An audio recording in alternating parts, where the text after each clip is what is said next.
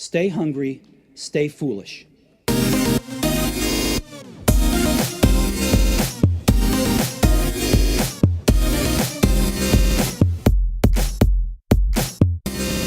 If you want to avoid criticism, all you have to do is say nothing, do nothing, and be nothing. On the other hand, if you decide your life is purposed for something worthy, and being on the playing field is preferred to sitting in the stands, there's something you're sure to encounter in today's show. Dogs Don't Bark at Parked Cars illustrates this encounter with the voices that find fault, who don't think it's possible, and who are unable to see a future alive with opportunities waiting to be seized. Unfortunately, these barking dogs are kennelled right in our heads. To counter these distractions, today's guest provides timeless principles that serve as a GPS for personal and business success in an era of hyper-change. Simply put, it is wisdom gleaned from experience that can help others bridge the chasm that is normally crossed only through trial and error. Today's guest will inspire pursuing this journey with its central purpose, to exalt freedom through ethical capitalism. We welcome founder and CEO of SCB Marketing and author of Dogs Don't Bark at Parked Cars, Jeff Piersall. Welcome to the show, Jeff.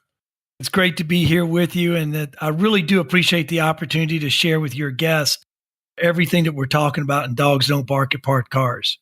It's a wonderful book, and it's just packed full of so much personal insight from you and your co-author and colleague, Eric. It's a great book. I'm looking forward to getting into it. I'd love to start, Jeff, by sharing the story of a young Jeff Piersall being chased by a Cujo-like Dalmatian on steroids. Yeah, I mean, that's a true story. And it's one of those stories that you don't remember until you get later in your life and you're encountering certain situations that bring it back to you. We used to play cops and robbers on our bicycles, and we'd use the whole town as our boundaries. It was a little town, Winchester, Kentucky, not too far from Lexington, and we would spend all day riding around. But one road had this huge Dalmatian, and you always avoided that road.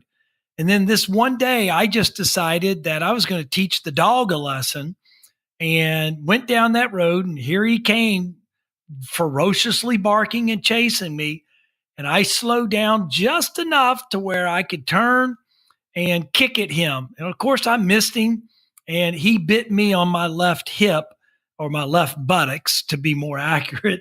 And as I was going through business and watching the dogs that continue to bark at you and level criticism at your goals, your purpose, and your plan, and every time you would lower yourself to the conversations with them, you would always get bit. And you just got to avoid them completely and just move on. That is the true story of how the title ended up coming around.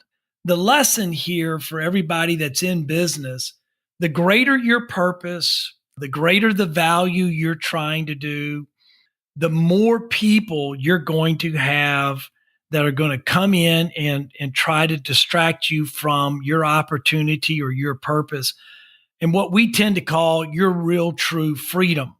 Because entrepreneurship is about achieving freedom. It's not about creating a job for yourself. It's about having that time freedom, relationship freedom, money freedom, and purpose freedom. And one of the biggest pieces, Aiden, that really gets in everybody's way is their own mind. And a lot of times, we think about the dogs that are externally that are barking and being critics, but we don't guard our own mind. And our own mind can be the greatest restriction to our success than anything else. This isn't like just for the normal folk, I'm doing air quotes here, or the C-suite executive. You tell us even Elvis wasn't immune to barking dogs. Oh, there's nobody that was. I mean, you can go through the great list of Elvis, Marilyn Monroe, countless numbers of authors, even for the Harry Potter books, and you look and you see how many times they faced rejection and how many times they were told, you're never going to amount to anything. Had they listened to those people, you would have never had them again. I used to be a college basketball coach, and We would go and recruit on the inner city streets of New York and some of these other different communities. And it never failed to me how you could find so much great talent on the city streets and playgrounds that could never play in college or pro. And the reason why is they never could overcome their own mind. And you share this brilliant Egyptian saying, the bark of a dog does not disturb the man on a camel. I love that. I hadn't heard that before. Because you see this even in children, because I've coached as well. And I see it. Some kids are afraid to do anything, afraid to try, because they have it in their head that they're judged by their outcome instead of judged by actually taking a punt. You're so correct. And I mean, we unfortunately spend a lot of time judging people by results. And I get it. At the end of the day, we've got to create results and we got to have good results, particularly in business. But, as we're raising our children, we have to allow them the opportunity for failure, because it's only in failure that they're going to learn. And we actually have a rule in our office. You're never going to be punished for failure. You're going to be punished for not trying. And if you're sitting on the sidelines, you're sitting on the couch, you're not helping us get anywhere. There's no bad idea. There's no bad thought. There's no bad proactive resolution. Go do something, make an impact. And if it's wrong, we'll tweak it, we'll recover, and we'll coach you through that process so that you can learn and not duplicate it again. I mentioned at the start the Aristotle quote. The thing most of us struggle with is we don't reframe resistance, because resistance is actually part of the process. And you have a fantastic quote that you talk about here, that if we actually use resistance, we can actually launch ourselves from that point. Yeah, no, it was one of Eric's quotes, and because it had a lot to do with the NASA program where his dad worked in some of the original launches of some of the space shuttles. And, when you think about space, you're actually going against gravity and resistance to be able to get into space. And then on the project to the moon, it actually was once you got to the place where the moon's gravity grabbed you, you no longer needed the power of the engine to bring you to where you were. You only needed it to guide. And so there is a place in the tension and resistance, along with your willpower of where you're going, where you're going to get to a point, and a lot of people have called it a tipping point. They've called it momentum, but there's a place where that resistance turns into the gravitational pull that takes you to where you're going to go. But you've just got to be, you've got to use all your energy, all your drive to get you to that gravitational pull. You talk about trust being a key factor, and you tell us the remarkable story of Cecil Williams and his dog Orlando. The trust component for everybody out there. If you can't establish trust with people, then your business is going to be an extraordinarily difficult business. And I think in our today's world global economy, this probably is the number one thing that we've got to work through, is the ability to establish trust across global economies where, we can actually operate and not be in an environment where we're constantly trying to outdo and get the better hand on someone. Most of us have all figured out there's enough business for all of us out there. We don't have to be critical of someone else. We just need to go do what we do really, really well and be trustworthy.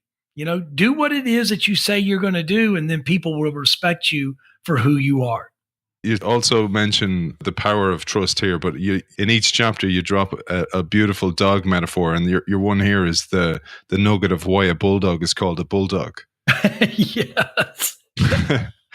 Well, I've always had bulldogs, and bulldogs are one of the coolest pets probably you could ever have.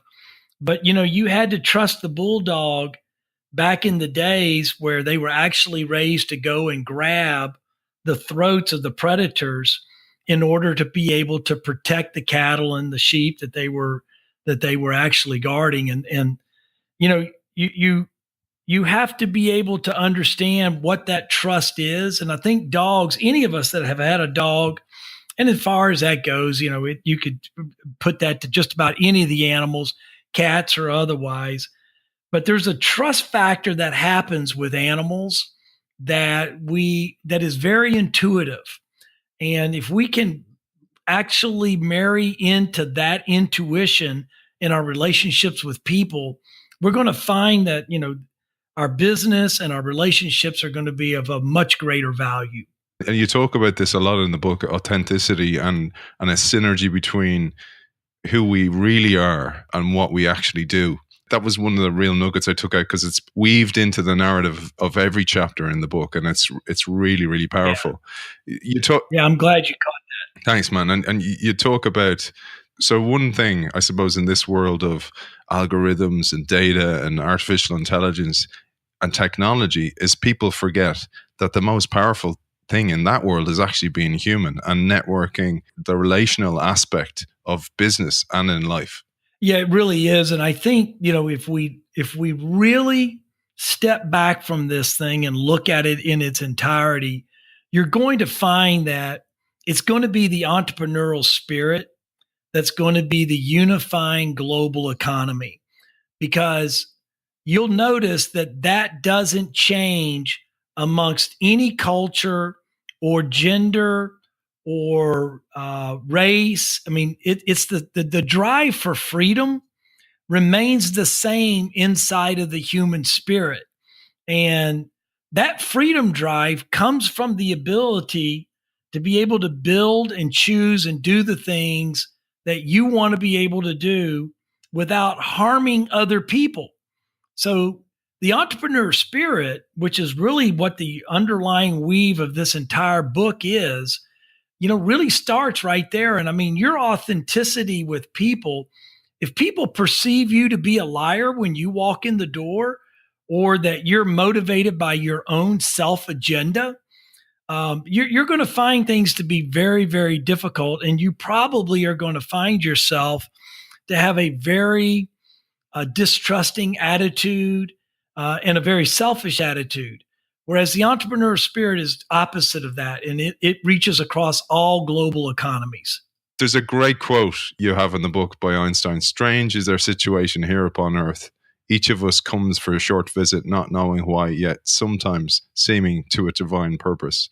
From the standpoint of daily life, however, there is one thing we do know, that we are here for the sake of other men." That is awesome. I had never seen that. And that encapsulates what you're saying here, that it's win-win, it's paying it forward, because that stuff, when you pay it forward, it comes back multiple ways. Yeah, you can count on a 10x return. If you want to grow your business 10x, and this is what a lot of people spend a lot of time in coaching, and they spend a lot of time with seminars about how to grow your business 10x.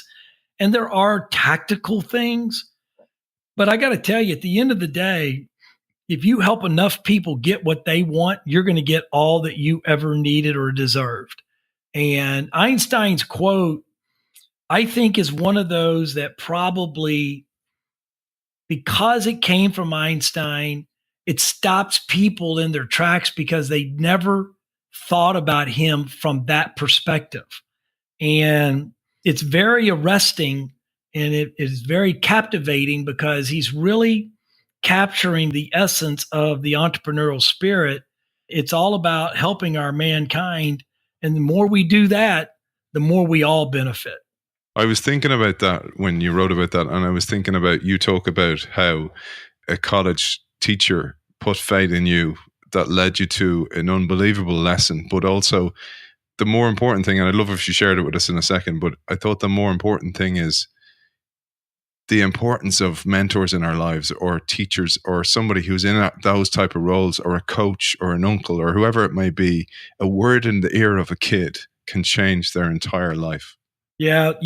As a coach, I remember the multitude of experiences, 10, 15, and 20, and even just as recently as a few months ago, 35 years later, where, a player will cross paths and he's remembered one thing.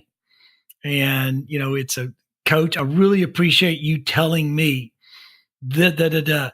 And it made all the difference. I mean, they hang on. And I had a high school teacher that, I was pretty much the class clown, the goof off, played 4 sports, really wasn't involved in anything other than I was involved in everything. And he came to me and said, I want you to run for student council president, which in our school was the most prestigious position. And I was like, yeah, are you kidding me? I'm not going to make a fool of myself and do that and embarrass myself. Nobody's going to ever pay any attention, nor will they give me any credit. It's just going to be a laughing stock. And he said, no, they will follow you. And he said, you have a hidden talent that's got to come out, and you've got to go do this. And he convinced me. And sure enough, I ended up beating out the valedictorian, and it wasn't even close. It was a landslide victory. And then we went on to have one of the greatest single years in our high school ever, and built traditions that are still going on today, 50 years later. So, it's very humbling and it's extremely rewarding. And it's a great testament to the power of investing your words into our youth, because it does make a difference. And I love what you said here. The kind of lesson, the mic drop moment for me was, you say a relationship only survives by focusing on what is right and a tolerance for weaknesses. And it's essential for every relationship in your life, especially marriage, as you say. My daughter's getting married in 2 weeks. And you know how it is in the last 2 months, there's always stuff that starts to come up as self-doubt. And, and I finally had a conversation with her and I said, look, you're not getting into the marriage to change his weaknesses. You're getting into the marriage because you love his weaknesses and you love his strengths. Hopefully, the two of you can cover each other's weaknesses, because you got a long list yourself. So be very careful about aiming and throwing the first rock about someone's weaknesses, because there ain't none of us walking this earth that are perfect. We've all got them. So don't blame someone else for theirs when you've got your own long list. Oh, that's awesome, man. That's your father the bride speech sorted, man. You don't even have to write it. You don't have to write it. You've done it in this book. But it's one of the reasons I really wanted to share the book, because exactly like that teacher put faith in you that you didn't know. And these lessons, and even sharing that, what you're sharing, so many of us are so busy in our lives with work, with stresses of paying our mortgages, whatever it may be, that we forget sometimes our children need these little moments to impart a lesson that can absolutely change their lives. And you talked about a later one, which was the highlight of your coaching career, meeting the great John Wooden. Yeah, he was very inspirational in the sense that he had coached with and against my grandfather for years and years, and were competitors. My grandfather stayed on the high school level. Coach Wooden went on, obviously, to UCLA and became one of the number one greatest college basketball coach ever. And then he came to our basketball banquet when I was at Birmingham Southern College and was the guest speaker. And, I took the risk. And I think one of the lessons here is you can never be hurt by asking. You're never hurt by asking, but it took the courage to go up to him and say, hey, Coach, do you remember George Wright? And literally for the next hour to hour and a half, he traded stories, invested into me like I was the only person on the planet. And all we talked about was my grandfather and then his relationship, opening up to me. After that, I never met him again. But we wrote each other. Back in the 80s, we had an action called pen pals where, it doesn't exist today with technology, but, we would write letters back and forth to each other for the next 7 to 8 years. And probably one of the greatest regrets that I have is that I never got on a plane, went to California, and saw him before he passed away to thank him. But, I know deep in his heart, he knows what he did. He knows what he touched. That he didn't do anything different for me that he wouldn't have done for anyone else. And that was what was so impressive about it. And there's so much that can be learned from his book on leadership. I strongly recommend it to anyone to be able to focus on what are the real principles of leadership. It's a book that ought to be in every high school and college and taught from. It teaches principles. It doesn't teach facts, which I love. And you talk about the importance of this when we'll talk about it in a second, vision. But encapsulating that, the John Wooden experience, and your college professor. We did a show a few weeks ago called ADHD Nation with Alan Schwartz, and on the show we talked about the overprescription of ADHD medication. And you mentioned this in the book because it is something that I feel that a kid could be an absolute genius or have a massive gift like your college professor spotted in you, and he wants to bring it out, but sometimes we medicate that out of kids, and we could be medicating out the future of business because entrepreneurship is such a massive part of that, and it's so linked to thinking differently and being allowed to think differently and be creative. Actually, it's extraordinarily dangerous. Had they had these prescription drugs when I was in elementary school, they would have put me on them. Here's what's dangerous, is that if you take the symptoms and the characteristics of a child that you put on these drugs and you match it, and you go over here and you go, okay, what are the symptoms and the characteristics of an entrepreneur? You write that list, and then you take this medical list and you look at them. They're exactly the same list. You are drugging your entrepreneurs. And when you do that, you're killing that creative spirit that takes innovation. Now, look, innovation's great, but if you don't have an entrepreneur to go drive it for revenue, it's worthless.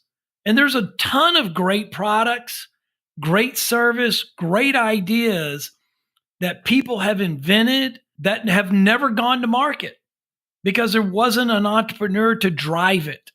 And it's only in that entrepreneurial spirit that innovation has any value. So all you're doing is you're drugging your future creativity because there's an unwillingness in the school system to adapt the school system to those children versus trying to make the children adapt to the school system. It's a pet peeve of mine. I guess you picked up on that real quickly. It is extremely dangerous. Yeah, and it reminded me of another Einstein quote, which is everybody is a genius, but if you judge a fish by its ability to climb a tree, it will live its whole life believing that it's stupid. That nails it.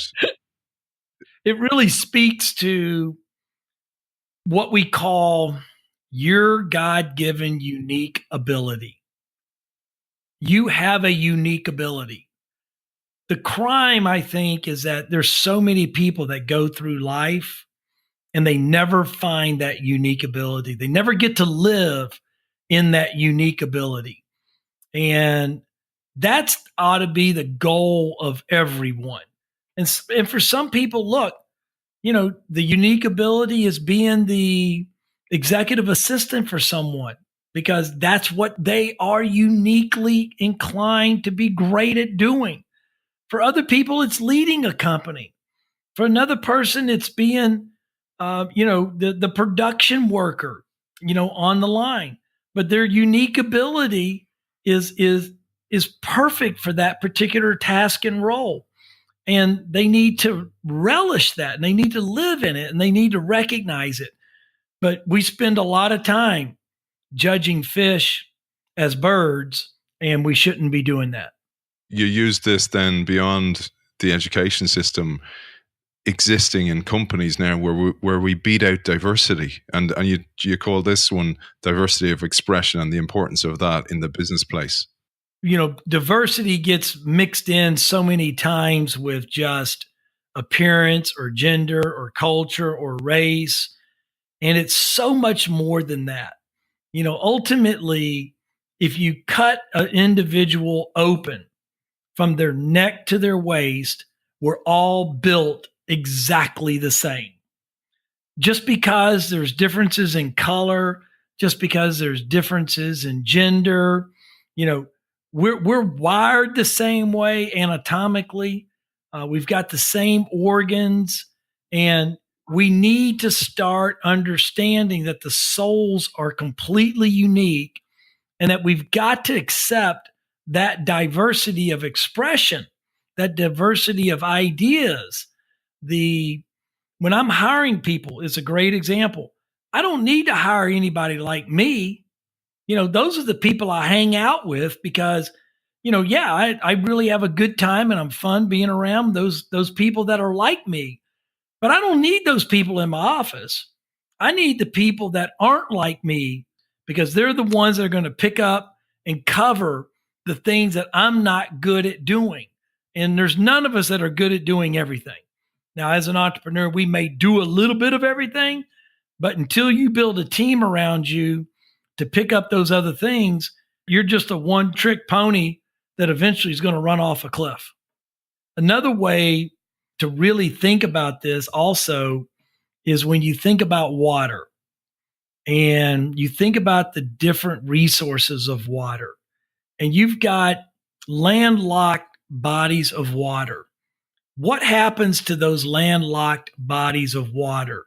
They're like reservoirs and they become stagnant versus if you think about a river is flowing. A river gives life. A river creates life because the organisms can multiply, the organisms can survive, and they can thrive in a river. Whereas, in the reservoir, the pond, the landlocked water, it's all about me. Is my car bigger than my neighbor's? Is my house bigger than my neighbor's? I'm not in a thriving and surviving and growing as I would be in a river. And a river takes you to a destination. So there's a multitude of different analogies. But diversity of expression is something that we've got to accept in the office place, and we've got to raise it up and we've got to reward it.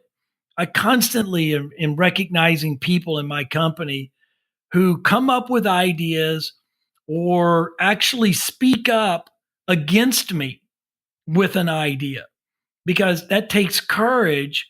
But I want to hear that diversity. I want to hear a different perspective. My perspective is not right.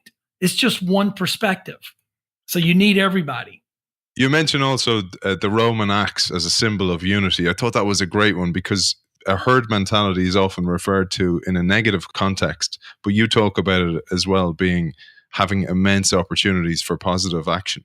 The unification process, and I mean, look at us. I mean, we're speaking across the Atlantic Ocean today, and having an opportunity to be able to share ideas.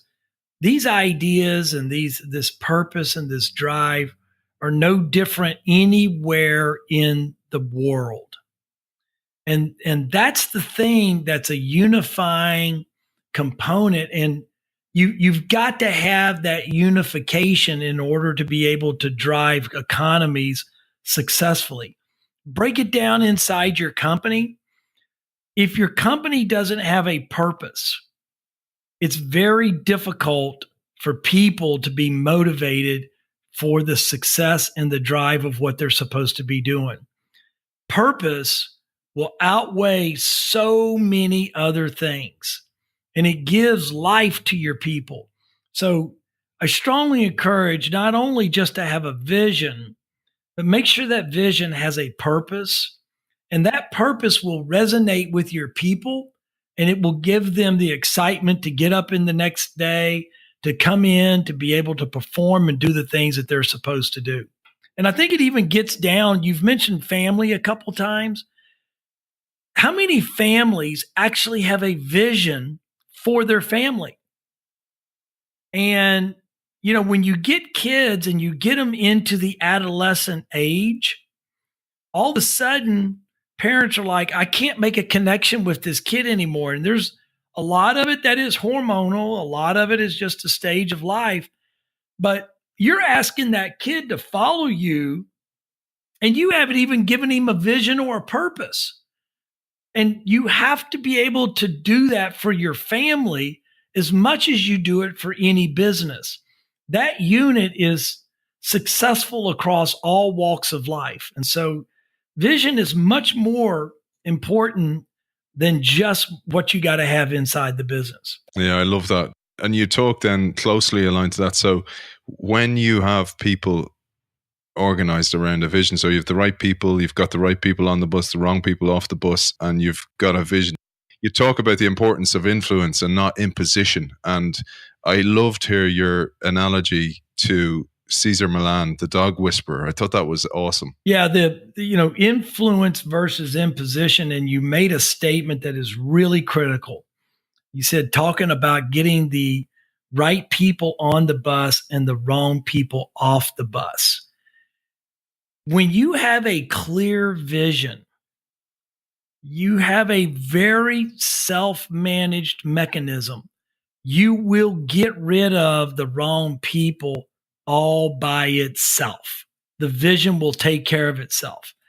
You will not have to fire. You won't have to get into arguments. They will leave on their own because they're not bought into the vision. And influence versus imposition is a big part of this.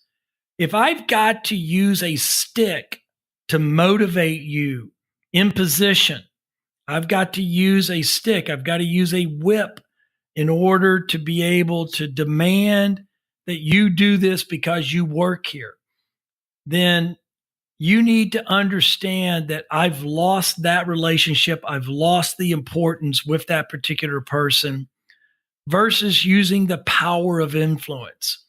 When I can use the power of influence to motivate my people, I get a real performance, not a performance that is going to be based in, the anger and the fear of imposition. You talk about vision, so the purpose and the vision to drive people as a collective, and then you have the right collective. But then there's individual roles, and we talked about the individuality or the personalization of education, for example. But same in the workplace, and you share a killer concept. There is a difference between being outside your comfort zone and being miscast in your role. I thought that was a great one because often people are just in the wrong role. They really are. I mean, many times you'll have a person inside your company that can be hugely successful if they're in the right seat. And one of the greatest examples of this, and we actually have it going on in our company right now, we've got a tremendous salesperson, and she's just killing it. And, all of a sudden staff and management was like, we need to promote her to sales manager. And I'm like, that is the single worst thing that you could ever do. This is a successful salesperson. Don't try to make them a sales manager because they'll fail. She doesn't have the basic characteristics and the components that's going to make for a good sales manager. A good sales manager typically is not a good salesperson. And don't make good salespeople sales managers. It's a false pretense, and it's getting people in the wrong seats to where they're not going to be in their unique ability and be in the role in which they're going to be highly successful. You rightly talk about this being no different than being a coach and playing the players in the right positions, for example. But equally or closely allied to that is the idea of processes and putting the right processes and habits in place and focusing on process rather than the victory. That's exactly right. And the best way to look at this is a term that we use all the time. In everything we do, you either learn or when. And when you bottle it up that way, you've bottled it in a very positive perspective. So if you just think about every circumstance, every situation, everything that you encounter, if I can at least learn from it or win, I'm coming out better. And that ultimately sums up exactly what needs to happen in all situations. Well, yeah, and this is one of the things I love about the book. You talk so much about the importance of the human aspects. I'd love to finish on the brilliant poem by your son Wes, and I'd love would you recite that for our audience if you have it in front of you? You probably know it off. Yes, I will. And it's an interesting thing. Wes is one of the strength coaches out at Texas A&M football program, and we discovered in him probably around 14 that he had this unique ability to be able to create poems. And so he's done them for, his grandfather's funeral service. He's done them for weddings. He's done them all over the place. And so, my wife, who was proofing the book, because she's great at grammar and stuff, sent this out to Wes and said, look, can you create a closing poem that would encapsulate the entrepreneurial spirit? And so I'll share it with you right now. I'm honored to be able to do that. It's titled Keep Moving by Wes Piersall. Life is a journey that will take you many places, and along the way, you'll meet many new faces. The world around us will continuously change, and for many, this idea could seem very strange. There will be mountains to climb and not always sunshine. And along the way, there will be some holding stop signs. Becoming successful will not happen overnight, and people around you won't always think it's right. So keep the right people close to your side. And when you get challenged, never run or hide. On the path to greatness, you reach beyond comfort zones, but just remember where you came from and you'll never be alone. You can't be like the cowardly lion, because a lack of courage keeps one from trying. Courage is not something that can be bought at the store, and you won't find it by aimlessly going door to door. It's the internal flame that burns within us all. When we use it, we are able to move forward and not stall. Always stay hungry, never be satisfied. Remember the times you failed, the times you cried. Not everyone will agree with what you're trying to do, but that's okay, because all you need is you. Learn when to work and learn when to play. Know when to love and when you need to pray. Always be courageous and shoot for the stars. And remember, dogs don't bark at parked cars. Awesome, man. Awesome. Wes, well done, buddy. You know what? I was actually thinking that's your wedding speech sorted, man. Between this and the quote to your daughter, you don't even have to write a speech. Oh man, you're the best. Listen, it'd be great to share where people can find out more, connect with you, because I know you do a lot of international speaking, etc. So you can go to jeffpiersall.com. That's Jeff Piersall, Piersall.com, and pick up any information on me, my services, speaking opportunities, the Dogs Don't Bark book, reviews, and being able to get to Amazon.com. Just go to jeffpiersall.com. We look forward to seeing you on your journey. And if there's anything we can do to help you, please never hesitate to reach out. I will always respond to any email that you send on info request. Yeah, and you give your contact details in the book, which I thought was remarkable. And a shout out to Eric Wright as well, your co-author, who's done a fantastic job as well. Eric's just brilliant. He takes all of my wild ideas and gets them into, a great communication tool. And he did a fabulous job putting the book together. So I'll be sure to make sure he knows. Well, it's been a pleasure talking to you, Jeff Piersall, founder and CEO of SCB Marketing and author of the brilliant Dogs Don't Bark at Parked Cars. Jeff Piersall, thanks for joining us. Hey, man, thank you very much. I hope we get a chance to meet one day.